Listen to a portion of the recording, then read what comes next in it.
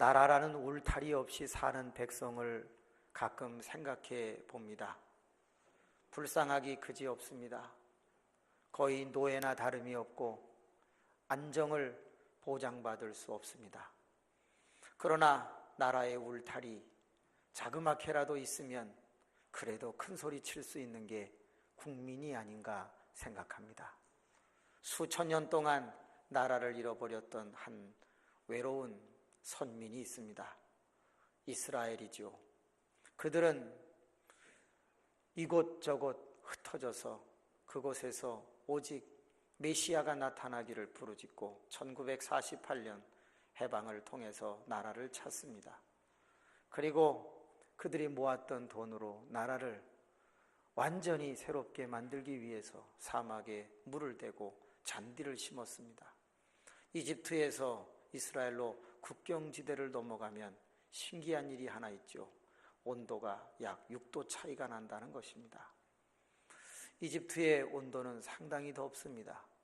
카이로에서 내려서 이집트를 피라미드 등등을 스핑크스 등을 보고서 그 다음에 국경을 넘어서 이스라엘로 접어들면 온도가 희한하게 떨어집니다. 똑같은 사막인데 얼마나 많은 스프링클러를 설치를 했는지, 그리고 사막에 물을 댔는지, 잔디를 깔았는지, 그 많은 돈은 유대인들이 민족을 사랑하고 약속의 땅을 적과 꿀이 흐르는 땅으로 만들기 위한 애국적 자세와 정신을 가지고 일궈놓은 세계의 3분의 2 넘는 재정을 담당하는 나라가 되었습니다. 우리 이 자리에 있는 모두도 애국자이기를 소망합니다. 아무리 어렵고 힘들어도 우리 조상은 이 땅을 지켰습니다. 우리도 하나님이 우리에게 맡겨주신 대한민국을 지킬 수 있는 애국자이기를 기도해 봅니다. 우리는 나라만을 지키려고 하는 것이 아니라 또 하나의 나라를 지켜야 합니다. 하나님의 나라입니다. 대한민국을 지켜도 하나님의 나라를 지키지 못하면 우리는 온전한 그리스도인이 아닙니다. 결국 대한민국을 지키기 위한 근원적 이유는 하나님의 나라를 지키기 위한 또 하나의 포석이라고 할 수 있습니다. 적어도 성경은 이렇게 말합니다. 이스라엘 백성들이 당신의 나라는 잃어버렸어도, 놀랍게도 당신의 땅은 잃어버렸어도 하나님을 잃어버리지는 않았기 때문입니다. 우리가 이 대한민국을 지키지만 혹 대한민국이 다시 식민지 상태에 들어가는 비참한 일이 벌어진다 하더라도 우린 하나님의 나라를 지키는 거룩한 하늘의 시민권자임을 잊지 마시기를 바랍니다. 이 두 가지를 다 지킬 줄 아는 게 지혜입니다. 그러므로 우리는 평화를 주신 그 하나님께 감사하면서 대한민국을 우리에게 주신 하나님을 찬송하면서 이 두 가지를 다 지키는 길을 걸어가야 할 것입니다. 바울이라고 하는 사람은 로마 시민권을 가졌습니다. 나라가 있다는 것입니다. 그런데 그는 또 하나의 나라의 백성이었습니다. 그것은 이스라엘 히브리 사람이었습니다. 문제는 로마 시민권을 가졌기 때문에 당대의 모든 인구의 3분의 1에 해당되는 권력을 행사할 수 있었지만 또한 당신은 선민 이스라엘 사람이었는데 그 나라는 정작 망해서 디아스포라 흩어져서 살고 있었습니다. 보통 사람 같으면 내가 히브리인이 아니야, 나는 로마 사람이야 하면서 떵떵거리며 살았으면 될 텐데 그는 그렇게 살지 않았습니다. 로마 시민권을 포기해 가면서라도 나의 뿌리, 히브리 민족, 이스라엘 나라를 회복하기 위하여서 그는 동분서주했고 뿐만이 아니라 하나님의 나라가 더 근원적이고 더 본질적인 것이기 때문에 그는 목숨 걸고 이 나라를 지키려고 60평생을 살았습니다. 그랬던 바울이 이제 나이가 들어서 서서히 자신의 몸이 예전 같지 않다는 걸 느끼게 됩니다. 아, 내가 갈 때가 다 됐구나. 그런데 그는 결혼을 하지 않았네요. 하나님의 나라를 위해서 열심히 살다 보니 혼기를 놓쳤는지 혼기를 거부했는지 그는 결국 부모의 뜻이 있었음에도 불구하고 그는 결혼하지 않았습니다. 고린도서에 보면 이런 말을 합니다. 너희 모든 사람이 나와 같기를 원한다. 내가 독신으로서 그리스도의 복음 하나님의 나라를 세우려고 몸부림쳤던 것처럼 너희도 그렇게 되기를 원한다. 그러나 정욕이 들끓으면 결혼을 해야 되겠지라는 말을 남겼던 우리는 고린도서를 기억하게 됩니다. 60평생 그는 열심히 복음을 전하며 하나님의 나라를 세워왔는데 항상 그의 복음 전파에 장애가 있었습니다. 항상 회방이 있었습니다. 그것은 통치자들이었습니다. 예수 그리스도가 만왕의 왕, 만주의 주, 그렇기 때문에 이 예수 그리스도가 이 세상을 다스릴 것이다라고 하는 그의 복음은, 하나님의 나라는 다른 많은 통치자들에게 항상 문제가 되었습니다. 저것이 사설을 퍼뜨리는구나. 저것이 나라를 전복하려고 하는 거구나. 저것이 보나마나 이스라엘을 다시 회복시켜서 로마를 망가뜨리려고 저러는 것 같아. 그러면서 모든 정치가들은 그의 복음 전파를 막았습니다.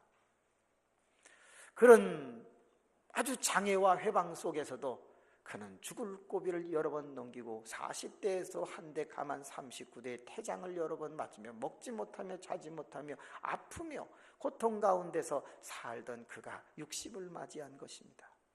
돌아보니 1차, 2차, 3차 전도 여행을 다니면서 곳곳에 많은 교회를 세워놓았습니다.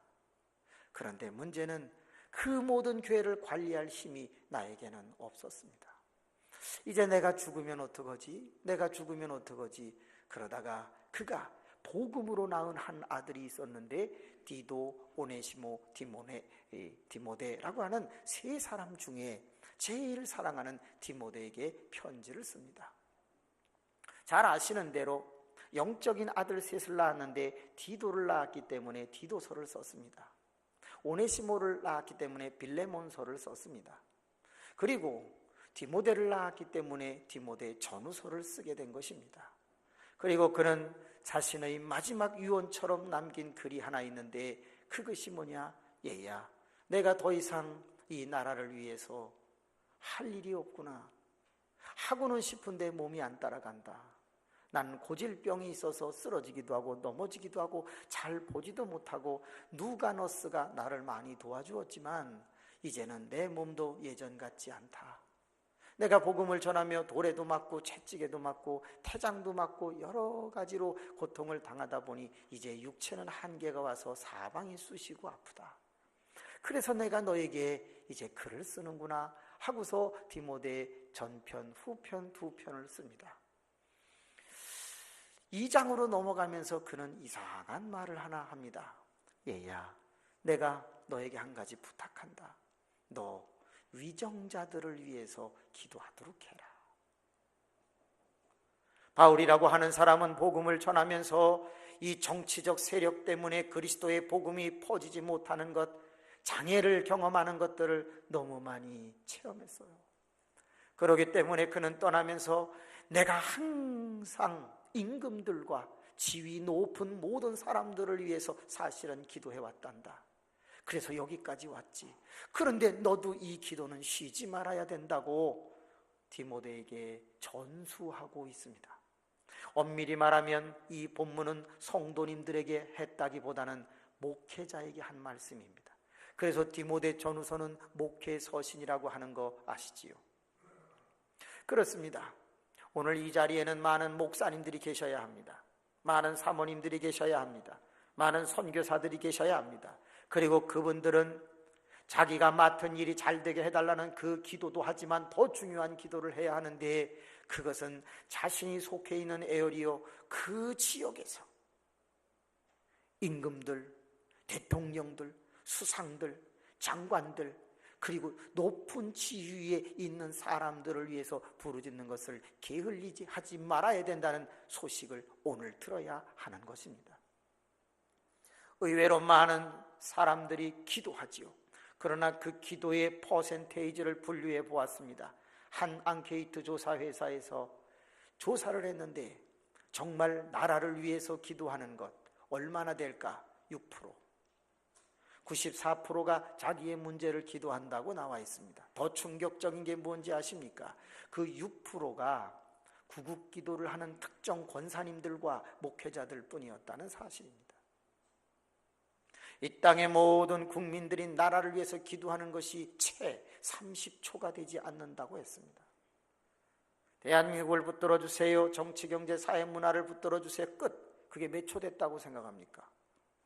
이렇게 이 나라의 녹을 먹으며 이 나라에서 안식을 취하며 이 나라에서 자기 성장, 자기 개발을 해가고 있는 수없이 많은 국민들, 특히 젊은 세대는 이 나라를 소중하게 여기고 기도해야 할 그런 입장에 서 있지 않는 듯합니다.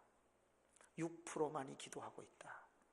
그래도 그 6%의 기도가 해방을 일구고 그 6%의 기도가 대한민국의 60년 넘는 자유를, 그리고 놀랍게도 휴전을, 그리고 전 세계 속에서 경제 대국으로 만들어주는 것은 아름다운 일이 아닐까 생각해 봅니다. 자, 이 바울이라고 하는 사람은 디모데에게 유언처럼 남기는 말, 내가 임금들과 높은 지위에 있는 사람들을 위해서 기도했던 것처럼 너도 해야 돼 그랬습니다. 그런데 그 말을 할 때 디모데의 나이가 20대였습니다. 복음으로 나온 디모데는 나이가 많지 않았습니다. 그러므로 네 연소함을 없이 여기지 못하게 하라고 하는 교훈까지 들었던 사람이 디모데입니다. 내가 나이가 적다 할지라도 복음을 전하며 목회를 하는데 절대 의기소침하지 말고 담대하게 진리 안에서 승리하라고 외쳤던 그 바울의 교훈 다음에 또 하나가 뭐냐, 네가 연소하다 할지라도 위정자들을 위해서 반드시 기도해야 할 것이라고 했습니다. 왜? 이제 디모데야, 네가 내 대를 이어서 복음을 증거하게 될 것인데 이 초대교회에 수없이 많은 사람들에게 더 많이 그리스도 앞으로 돌아와 하나님의 나라가 세워지기 위해서는 위정자들이 바람직한 환경을 만드는 것이 중요하기 때문이다 라고 자꾸 외친 것입니다. 디모데가 이 말을 들었습니다. 그러므로 먼저 이 자리에 있는 분들 중에 목사님, 전도사님, 기도 많이 하셔야 합니다. 자기의 진로, 자기의 인생을 위해서도 기도하지만 아니요, 우리는 나라를 위해, 위정자들을 위해서 더 많이 기도해야 합니다. 그것은 성경이기 때문입니다. 그러면 바울이라고 하는 사람이 디모데에게 왜 나라를 위해서, 위정자들을 위해서 많이 기도하라고 말했을까요? 성경은 이렇게 기록되어 있습니다. 경건과 단정함, 그리고 고요함과 평안함으로 살아가기 위해서라고 2절에 기록하고 있습니다. 너무 많은 사람들이 오해를 합니다. 신앙생활을 편안하게 하기 위해서, 정치가들을 위해서 기도하라 이렇게 이해를 한단 말입니다. 그런 뜻이 아닌데 말입니다. 바울이라고 하는 사람이 신앙생활을 환난과 역경 속에서 하지 말고 편안하게 하고 싶으면 위정자들을 위해서 기도하라, 나라를 위해서 기도해라 이렇게밖에 복음을 못 전했겠습니까? 바울이라고 하는 사람이 그렇게 단순하게 말했겠습니까? 얼핏 2절 말씀을 보면 너희는 임금들과 높은 지위에 있는 모든 사람들을 위해서 기도하되 이는 경건과 단정함과 더 나아가서 고요함과 평안한 가운데 지내려 함이다라고 기록되어 있지만 그것은 신앙생활을 편안하게 하기 위해서 기도가 필요하다는 뜻이 결코 아니라 또 하나의 나라를 위한 것입니다. 그래서 여러분 5절, 6절, 7절이 있는 것입니다. 5절, 6절, 7절, 8절 말씀에 보면 하나님은 한 분이시고 중보도 한 분이신데 그 하나님께서 중보자 되시는 예수 그리스도를 이 땅에 보내셔서 이 땅에 있는 수없이 많은 사람을 살리기 위하여 대속물로 주셨다고 되어 있습니다. 바꿔 말하면 나라가 평화로워야 하는 이유는 복음이 전파되기 위하다라는 그 깊은 뜻이 숨어 있는 것입니다. 내가 복음을 전하는데 환난과 핍박과 역경이 많으면 몸이 약해지고 경제적으로 어려워지고 그러면 예수 그리스도를 전하는 일이 어려워지고 하나님의 나라는 세워질 수 없음을 바울은 너무 많이 알고 있는 것입니다. 그렇기 때문에 바울은 말합니다. 우리가 위정자들을 위해서 기도하자. 그들이 평화로운 나라를 만들면, 그들이 고요한 나라를 만들면 우리는 경건 생활을 더 깊게 할 수 있고 우리는 행동을 단정하게 함으로써 사람 앞에 본이 될 수 있을 것이다. 그리고 대속제물로 오신 예수 그리스도를 만방에 전할 수 있을 것이다. 국경을 넘을 수도 있을 것이다. 그래서 우리의 모든 전도는 선교가 되어 수없이 많은 소아시아 일대의 영혼들을 구원하게 될 것이다. 이를 위하여 예수 그리스도가 오셨던 것처럼 이를 위하여 내가 왔다. 그래서 나는 하나님께서 이방인 구원을 위해서 보낸 사도요, 복음을 전하기 위해서 세움받은 자다라고 말하고 있는 것입니다. 이제 6월 25일이 되면 저는 호국의 달, 애국의 달 이때에 하나님께 새벽기도 중에, 부흥의 기간 중에 감동을 받았습니다. 위정자들을 위해서 구체적으로 기도해야 되겠다는 감동입니다. 그리고 저희 교회는 참전 용사도 있고 월남 참전 병사도 있고 정말 전쟁을 경험한 많은 분들이 있습니다. 그런데 그분들과 함께 우리가 해야 할 것이 뭐냐? 그렇구나, 정말 참전 용사 어른들도 다 모시고 정치가들을 다 초대해서 그들의 이름을 이 앞에 다 올려놓고 우리가 성경대로 그들이 바르게 정치할 수 있도록, 하나님의 나라의 복음이 온전히 전파될 수 있도록 우리가 기도해야 되겠구나. 수지선민교회가 알지도 못하는 자기들의 이름을 불러가면서 기도하는데 그들이 어찌 죄를 범할 수 있으리요? 10번 우를 범할 것을 5번으로 줄일 수만 있다면 우리는 기도할 수 있는 것이 아닌가. 그래서 박근혜 대통령님에게 오시라고 제가 얘기는 하겠지만 될지는 잘 모르겠어요. 여러분이 웃으시는 이유는 안 할 거라고 생각하기 때문이겠죠. 아니요, 인터넷으로 올립니다. 저는 편지를 보냅니다. 여기에 대한민국을 사랑하는 수지선민교회 교인들이 있습니다. 그래요, 우리는 2만 명 모이는 교회가 아닙니다. 5만 명 모이는 안산 동산교회가 아닙니다. 8만이 모이는 주안 장로교회가 아닙니다. 18만 명이 모이는 여의도 순복음교회가 아닙니다. 우리는 150명 남짓 모이는 조그마한 재단입니다. 그런데 우리가 당신을 위해서 매일같이 기도합니다. 황교안 국무총리여, 당신을 위해서 우리가 기도합니다. 그래요, 오지 않아도 우리는 기도할 것이지만 만약에 그분들이 한 분이라도 온다면 어떤 일이 일어날까요? 우리는 애국심이 자랄 수 있어요. 우리가 나라를 더 사랑할 수 있단 말이에요. 정 안 되면 국회의원이라도 몇 명 오게 해주시면 되는 거지. 정 안 되면 경찰서장, 안 되면 소방관 아저씨 누구라도 와서 이 나라를 위해서 함께 기도하는 자리에 그들의 이름을 불러주고 싶다라는 것이에요. 우리는 안 된다는 사고 속에서 모든 일을 하지요. 그러나 아니요, 바울이라고 하는 사람은 안 된다는 사고로 한 것이 아니라 된다는 사고로 복음을 전해왔고 디모데에게 똑같은 것을 전수합니다. 너도 할 수 있다, 그러니까 기도하라 라고 하는 것이에요.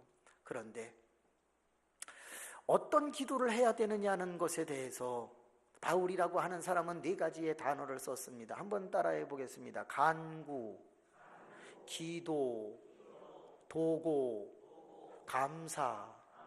1절에 등장하는 이 4개의 단어는 표현은 다 다른 것 같지만 엄밀히 말하면 4종류의 기도를 의미하고 있습니다.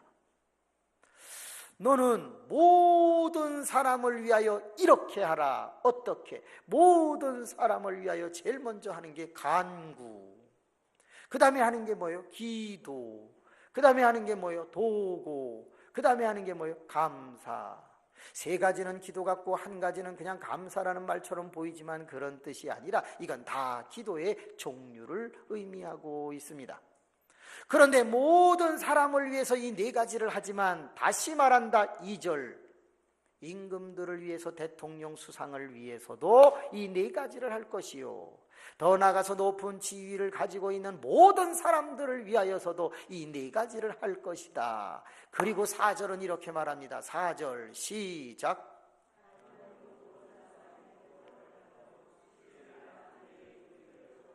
그렇습니다. 우리가 위정자들을 위해서 기도하는 가장 큰 이유는 뭐냐? 하나님의 마음을 시원케 해드리기 위해서입니다. 하나님이 원하시는 게 뭔데요? 모든 사람이 구원을 얻으며 모든 사람들이 다 진리를 알게 되는 걸 가장 원하시거든요. 모든 사람이 구원을 얻고 진리를 알게 하려면 위정자들이 정치를 바로 해줘야 돼요. 위정자들이 고요한 나라, 평안한 나라를 만들어줘야 돼요. 그래서 찾아가서 복음을 전할 수 있단 말이에요. 만약에 위정자들이 자꾸 당리당략에 빠져서 서로 다투고 싸우고 혼란하고 경제는 침체하고 국제관계는 어그러지고 그러다 보면 사람들은 불안해지고 그 불안해진 가운데 살궁리를 하지 영적인 것을 충족시키려고 하는 생각을 덜 하게 되겠지요. 그렇기 때문에 바울은 말합니다. 진실로 우리가 기도해서 위정자들이 나라를 고요하고 평안하게 만들면 우리는 열심히 경건과 단정함을 준비해가지고 그들에게 다가가서 예수 그리스도가 당신을 위해서 대속제물로 오셨다는 것을 증거하고, 그리고 당신들은 하나님의 나라의 백성이 되어야 하고 둘째 사망에 이르지 아니하고 영원한 나라에 들어가 그곳에서 영생과를 먹어야 된다는 것을 가르쳐 주어야 한다는 것이에요. 그렇습니다. 만약에 지금 저기 판문점에 탱크가 내려오고 있대. 그러면 오늘 주일날 여기서 예배 드릴 사람이 몇 분 되겠어요? 아마 저도 안 드릴걸요?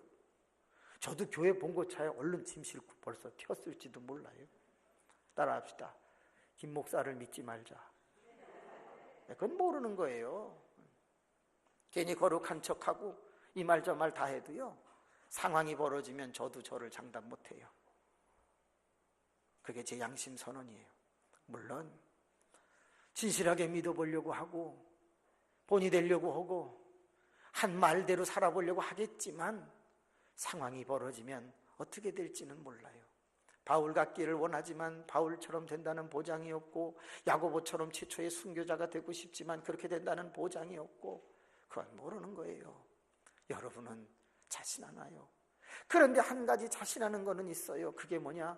환경이 나빠지지 아니하고 나라가 태평성수하면 잘 믿을 자신은 있어요.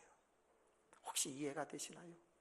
어려운 환경이 돼서 잘 믿는 것보다는 차라리 평화로울 때 좀 더 진리를 탐구하고 좋은 자리에서 성경을 연구하면서 아버지의 뜻대로 살아보려고 하고, 한 사람이라도 더 먹음을 나누면서, 양식을 나누면서, 음료를 나누면서 그에게 진리를 선포하는 것, 그게 저는 차라리 편하다고요.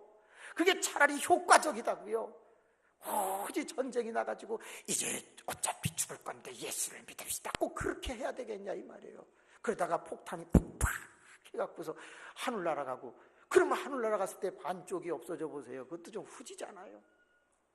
기왕이면 평화로울 때. 그래서 우리는 많이 기도가 필요해요. 그래서 어떤 기도를 해야 되느냐? 특별히 모든 사람을 위해서 기도하지만 임금들, 대통령들, 수상들, 높은 지위에 있는 사람들을 위해서 기도할 때 제일 먼저 해야 되는 게 간구. 간구라고 하는 것은 따라합시다. 목적이 있는 것이다. 다급한 것이다. 일부 예배와 다르게 좀 더 섬세하게 들어가겠습니다. 이 간구라고 하는 것은 분명한 사건이 있는 것입니다. 예를 들면 아프면 분명한 사건이 있는 거죠. 두 번째, 기도. 기도라고 하는 것은 포괄적입니다. 아직 도래하지 않았지만 도래할지도 모르기 때문에 미래를 밝게 해달라는 개념으로 좀 더 넓은 것을 말합니다. 그렇기 때문에 지금 안 아파. 그런데 주여 내가 앞으로 더 건강하여 주의 일을 많이 하게 해주세요. 이건 미래지향적인 기도죠. 그럴 땐 기도. 더 나가서 도고. 도고는 육신의 일을 뛰어넘어서 영적이고 하나님이 원하시는 것을 포함해서 간절히 간청하는 주기도문 같은 성향. 그건 도고. 감사는 뭐지요? 바로 그거예요. 이런 일을 처했던 저런 일에 처했던 어떠한 상황에 처해 있던 모든 것을 감사하는 것, 최고의 포용적 기도지요. 그래서 기도가 당장 시급한 문제로부터 모든 것을 감사하는 엄청난 양의 기도까지 다 하라는 거예요. 그런데 그런 기도를 하라. 그러면 적용을 해볼게요. 박근혜 대통령이 지금 뭐에 고민을 하고 있죠? 모르면 우린 간구를 못해요. 지금 이 나라가 어느 방향으로 가야 된다고 외치고 있는지 그 담화문조차도 모르고 그 정책조차도 모른다면 우리는 뭔 기도를 할 수 있을까요? 간구가 안 되는 거예요. 이 나라가 어떻게 되어지기를 큰 백년 대계를 내놓았을 때 그 백년 대계 대한민국의 미래를 모르면 기도가 안 되는 거예요. 엄밀히 말하면 이 나라가 하나님의 나라와 어떤 충돌을 일으키고 있는가를 모르면 여러분 도고는 안 되는 거예요. 더 나가서 이 모든 것을 알지 못하면 범사에 감사하는 기도도 안 되는 것이에요. 그렇기 때문에 저는 이제 몇 년이 지나가면 정치가들이 좀 표현이 안 좋은가요? 정치하시는 분들이 저는 저희 교회에 와서 정책을 설명하게 할 거예요. 장관도 부를 거예요. 와서 외교 정책을 얘기하시오. 안 오겠지. 근데 오게 하는 방법이 있어요. 뭐 하면 돼요? 따라합시다. 돈을 주면 된다. 돈 싫어하는 사람이 없어요.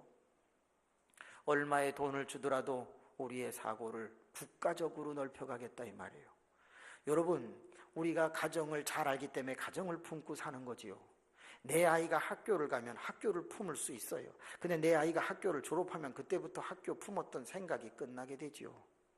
그렇습니다. 만약에 우리가 이 나라의 정책을 정말 안다면 그러면 우리 나라를 품을 수 있어요. 그래서 신문 읽는 사람들은, 세계 정세를 아는 CEO들은 기도를 한다면 그 폭은 엄청나게 다를 것이다라고 하는 거예요.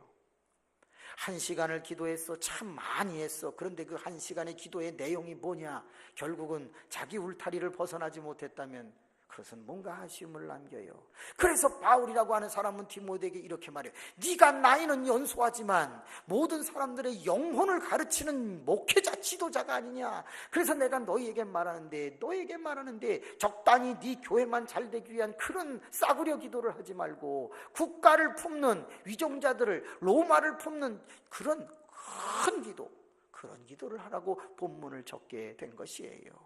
그러나 8절 말씀해 보니까 이것이 목회자에게만 국한된 것이 아니라 이 자리에 계신 남자분들에게도 국한되었다고 성경은 기록하고 있습니다. 시작. 그러므로 각 처에서 남자들이 분노와 다툼이 없이 거룩한 손을 들어 기도하기를 원하노라. 그렇습니다. 이 자리에 남자분들은 나라를 위해서 오늘부터 기도하셔야 합니다. 신문을 읽으시고 어떤 정책으로 나아가야 되는지요, 우리는 그것을 잘 모르기 때문에 두리뭉실하게 이렇게 기도합니다. 이 나라가 잘 되게 해주세요. 그것은요, 여자분들이 그렇게 하는 거예요. 기도를. 남자들은 그렇게 잘 되게 해주세요 이러면 안 되고, 그 잘이라고 하는 것에 메뉴를 넣어가지고 구체적으로 기도해야 돼요. 그런데 시대가 바뀌었습니다. 지금 우리가 살고 있는 시대는 여자분들이 남자보다 더 큰 일들을 해요. 할렐루야. 남자는 가만히 계시고 이럴 땐 여자분이 하는 거예요. 여자분들이 더 중요한 것을 해요. 스나이더라고 하는 사람이 21세기와 그리고 2025년까지 예언한 책이 있어요. 2000년 그 이후에 지상은 어떻게 될 것이며 세계 정세는 어떻게 될 것이냐라고 하는 스나이더 미래학자의 예언에 보면 8가지가 예언되어 있는데 그 중에 한국은 빠져 있어요. 그런데 중요한 것은 여성이 올라가 있어요. 앞으로 모든 영역은 여성이 지배하게 될 것이다. 정치 73%를 지배하게 될 것이다. 그랬어요. 뿐만이 아닙니다. 교육 여자분들이 지배할 것이다. 그래서 그런지 초등학교 가면 남자 선생님이 많아요, 여자 선생님이 많아요. 그래서 아이들이 전부 모성적 성향으로, 여성적 성향으로 커가고 있다는 걸 혹시 아시나요? 그래서 아동 심리학자들이 모여서 지금 걱정하기 시작했습니다. 아이들이 남장하는 것을 오히려 부끄럽게 여기고요, 여장하듯이 달고 꾸미고 화장하는 것을 자연스럽게 여기는 시대가 되었다. 이것의 근본이 어디에서 비롯되었는가 봤더니 남자가 교육하는 것보다 여자가 교육하는 선생님이 더 많아서 기인됐다라는 원인이 하나 나왔어요. 남자 선생님이 학교에 많으면요, 여자애들도 야! 막 이렇게 와일드하게 크거든요. 그런데 여자 선생님이 많다 보니까 남자애들도 안녕하세요 막 이렇게 돼버린 거예요. 이게 문제가 있잖아요. 교육에도 여성이 장악을 하고 있다는 거예요. 요즘 컴퓨터나 그 외에 모든 머리 쓰고 섬세하게 하는 부분, 애니메이션에 이르기까지 다 이상하게 하나 남자가 장악하고 있는 게 있죠. 뭐예요? 셰퍼. 아니 어떻게 식당 들어가는 거는 남자가 다 잡았어. 정치는 여자분들이 다 잡았어. 따라합시다. 바뀌었다. 네, 옛날보다 분명히 바뀌었어요. 여기 몇몇 집사님에 대한 자료를 가지고 있는데 집에서 밥한다고 그러더라고요. 네. 그래서 그러면 부인이 보나 그랬더니 그게 아니라 부인은 골프 치러 가고 남편은 다녀오면 다 남편은 밥 해놓고 사모님 다녀오셨어요? 그래 빨래 내놨냐? 예, 다 빨았습니다. 그래 그거 잘 데려놔라. 그러고서 밥 잡수시고 쉬고 다음날 또 나간대. 우리 교인 중에 3명이 진짜 거짓말 안 하고 이름을 대줘요? 네, 동그라미로 시작하는 분이 한 분 있어요. 네. 그 다음에 기역자로 시작하는 분이 있어요. 네. 네. 그분 이쪽에 앉았고요, 여기도 앉았어요. 그리고 한 분은 차마 제가 말하면 바로 집이 이혼할 것 같아서 얘기 안 해요. 여러분, 이 심각한 거예요. 아니, 남자 여자 일이 바뀌는 것은 상관이 없는데 성향이 바뀌는 건 위험해요. 성향이 바뀌면 위험해요. 그러면 군대도 예비군 훈련은 여자가 가야지. 그렇잖아요. 개구리복을 다 여자가 입고 가서 깨굴 그러고 남자들은 그거 안 해야지. 그렇잖아요. 근데 이상하게 지금 변해가고 있어요. 요리사들이 거의 다 남자가 와서 봐. 그 중에 백씨가 있어요. 그죠? 설탕 많이 넣자. 온통. 그래서 제일제당에서 표창했어요. 예. 설탕 많이 팔아줘서 감사하다고. 예. 그런데 참 우리나라는 이상해. 한쪽 방향에서는요, 설탕 먹으면 안 된다. 하얀 거 3개는 먹지 마라. 그래갖고 계속 방향을 해요. 근데 한 사람이 나와서 막 뿌려. 이거는 이거고 이거는 이거야. 우리나라는요, 왜? 이게 이 사상이 통합 사상이야. 예. 외국은 분리 사상이라면, 좀 합리적이고 이성적이라면, 우리는 동양 사상이기 때문에 뭉뚱그려. 어떻게 하면 되냐? 그냥 설탕은 안 좋은 것이지요. 그러나 일단 먹고서 보고 그 다음에 또 안 먹어. 좀 이상하죠, 말이? 우린 그래요. 모든 게 막 이렇게, 동양 사상은 융합, 화합, 하나. 그러다 보니까 안 먹는 게 먹는 거고 먹는 게 안 먹는 거야. 막 이런 식으로 나가니까 동양 사람들은 헷갈려. 그래서 서양 사람들은 동양 사람을 가리켜 이것도 아니고 저것도 아니라고 그래. 그러나 우리는 도튼 것처럼 살아가, 인생을. 자, 이제 우리는 어떻게 해야 되는가? 그래요. 남자뿐만이 아니라 이제 여자들도 여권 신장이 되었으니까, 여존 남비 사상이 이제 만연하게 되었으니까, 그래서 심지어 무슨 표까지 나왔어요. 10 아들 부럽지 않다. 누가? 딸이. 그래요. 저 딸 없어요. 어떡할래? 이 세상이 이제 점점 이렇게 돼갔어. 그러면 여자들도 뭐 해야 되겠어요? 다툼과 시기 싸우지 말고 거룩한 손을 들어 함께 이 기도에 동참해야 되지 않겠는가? 그래서 바울이라고 하는 사람은 1절에서 8절로 넘어가면서 이렇게 정리합니다. 지도자요, 목회자요, 모든 사람을 위해서 기도하되 특별히 임금들과 높은 지위에 있는 모든 사람들을 위해서 기도하라. 그리고 남자들이요, 거룩한 손을 들어 기도하고, 여성들이요, 이제는 신장되었으니 같이 기도하자. 그런데 여러분의 기도는 아는 문제에 대해서는 간구하고, 미래의 문제에 대해서는 기도하고, 그리고 정말 하나님의 나라와 연관되어서 기도할 때는 도구를 하고, 그리고 매사에 아직 이루어지지 아니하여서도 감사의 기도를 올리라. 그리하면 한 분이신 하나님께서 예수 그리스도를 속량 제물로 너희에게 구원자로 주셨는데 그 외에 무엇을 더 허락하지 아니하시겠는가? 그러므로 너희가 반드시 그 기도를 통해서 위정자들을 위할 때 내가 들으시고 너희에게 고요하고 평안한 나라가 되게 하여 전 세계 복음화를 이루게 할 것이다. 그것이 오늘의 메시지인 것입니다. 사랑하는 교우 여러분, 입술을 크게 벌려 이 나라를 위해서 기도하되 6월 25일을 위해 같이 홍보해 주십시오. 저는 바라기는 주차장에 차 댈 데 없는 건 당연한 것이고, 정말 이 땅을 사랑하는 애국자들이 모여서 함께 기도하기를 원하고, 이 노란 배지 우리가 달게 해준 그 사람들이 와서 함께 조국을 위해서 눈물을 흘리고 좀 더 청렴결백해지기 위한 아름다운 무브먼트 운동이, 그리고 성시화의 역사가 여기서부터 확산되어져 나가기를 간절히 소망합니다. 은혜로우신 아버지 하나님, 기도합니다. 수지선민교회는 우리 교회만 잘되기 위해서 여기 있지는 않습니다. 이제 우리는 작지만, 현재는 150여 명이 출석하고 있지만, 하나님 머지않아서 몇 년이 지난 후에 모든 정치, 경제, 사회, 문화, 종교적 지도자들은 이곳에서 영향을 받고 이곳에서 뜻을 같이 세우며 하나님께 기도하는 역사가 올 줄로 믿습니다. 우리의 다음 세대는 그런 모습을 보면서 거장으로 자라나게 될 것이고, 거인의 발자국에 책에 나오는 것처럼 위대한 일을 감당할 수 있도록 역사하여 주시옵소서. 예수님의 이름으로 기도하옵나이다. 아멘.